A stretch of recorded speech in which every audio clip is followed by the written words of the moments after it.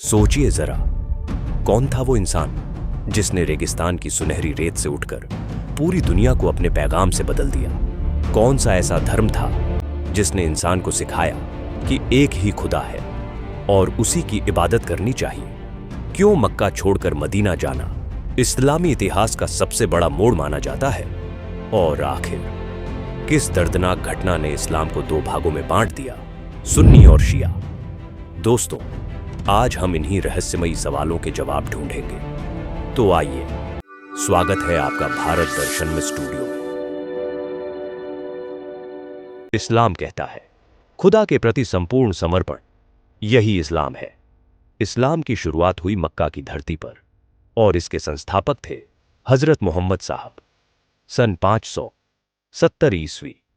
अरब की तपती रेत, व्यापार का केंद्र मक्का, और यहीं जन्म हुआ उस शख्सियत का जिसने आने वाले समय में पूरी इंसानियत की सोच बदल दी। मोहम्मद साहब का जन्म हुआ कुरैश कबीले में। उनके पिता अब्दुल्ला का निधन उनके जन्म से पहले ही हो गया, और जब वे सिर्फ 6 साल के थे, उनकी मां अमीना भी इस दुनिया से चली गई। इस तरह बचपन में ही मोहम्मद साहब अनाथ हो गए। बाद में उनका पालन पोषण उनके चाचा अब्बू तालिब ने किया, जो काबा के स्वामी थे और मक्का के प्रतिष्ठित व्यक्ति माने जाते थे। जैसे जैसे मोहम्मद साहब बड़े हुए, लोग उन्हें अल अमीन यानी सच्चा और ईमानदार कहकर पुकारने लगे। 25 वर्ष की आयु में उन्होंने एक सम्मानित और धनी विधवा महिला खदीजा से विवाह किया, जो उनसे 15 वर्ष बड़ी थी। इस विवाह ने उन्हें आर्थिक और सामाजिक स्थिरता दी। उनकी पुत्री फातिमा आगे चलकर इस्लाम के इतिहास में महत्वपूर्ण भूमिका निभाती है। उनके दामाद अली हजरत हुसैन भी इस्लामी इतिहास में बेहद अहम शख्सियत बने। अब आता है वह क्षण जिसने इतिहास बदल दिया। 610 ईस्वी। मोहम्मद साहब 40 वर्ष के हो चुके थे।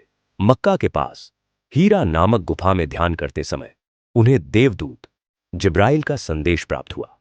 इस संदेश ने उनकी जिंदगी की दिशा ही बदल दी। उन्हें एहसास हुआ कि वे नबी हैं, खुदा के सिद्ध पुरुष। वे रसूल हैं, खुदा के संदेशवाहक। यहीं से शुरू हुआ एक नए धर्म का प्रवाह। अब मोहम्मद साहब ने पूरी दुनिया को यह पैगाम देना शुरू किया कि अल्लाह एक है, उसी की इबादत करनी चाहिए, मूर्ति पूजा व्यर्थ है। 24 सितंबर 622 ईस्वी। यह तारीख इस्लाम के इतिहास में एक नया अध्याय लिखती है। मक्का के लोगों ने मोहम्मद साहब की बातों का विरोध किया। विरोध इतना बढ़ा कि उन्हें मक्का छोड़ना पड़ा। उन्होंने अपने अनुयायियों के साथ मदीना का रुख किया। इस्लाम जगत में मक्का त्याग कर मदीना जाने की इस यात्रा को कहा जाता है हिजरत, और यहीं से शुरू हुआ इस्लाम का अपना संवत, हिजरी संवत। मदीना में रहते हुए मोहम्मद साहब ने एक इस्लामी राज्य की स्थापना की, और यहीं कुरान का संकलन हुआ। इस्लाम का पवित्र ग्रंथ कुरान, जिसे अरबी भाषा में संप्रेषित किया गया, इसमें जिब्राइल का स्पष्ट संदेश था, अल्लाह एक है और मोहम्मद उसका पैगंबर है।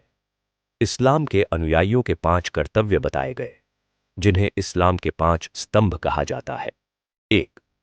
कलमा, आस्था का उद्घोष कि अल्लाह एक है और मोहम्मद उसका पैगंबर।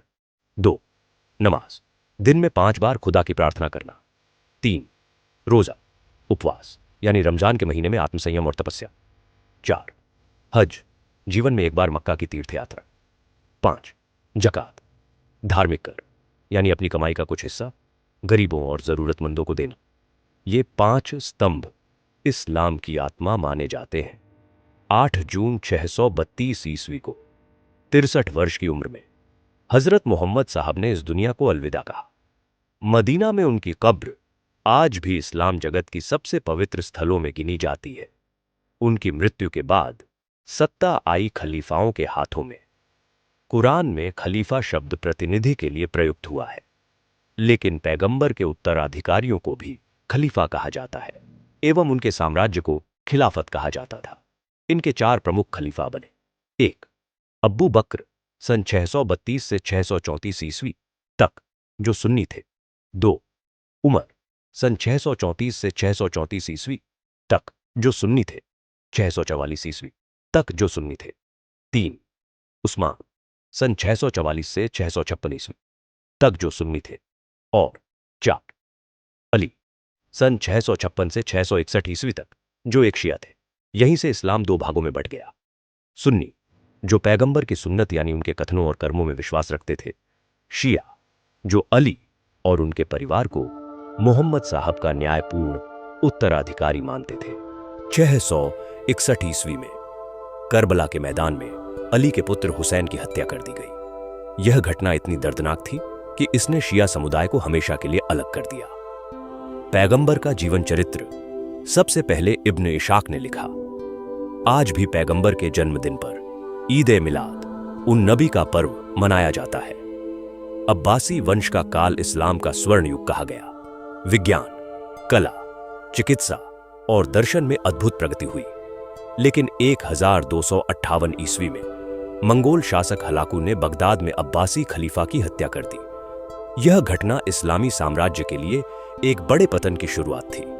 आखिरकार 1924 ईस्वी में तुर्की के शासक मुस्तफा कमाल पाशा ने खिलाफत को हमेशा के लिए समाप्त कर दिया।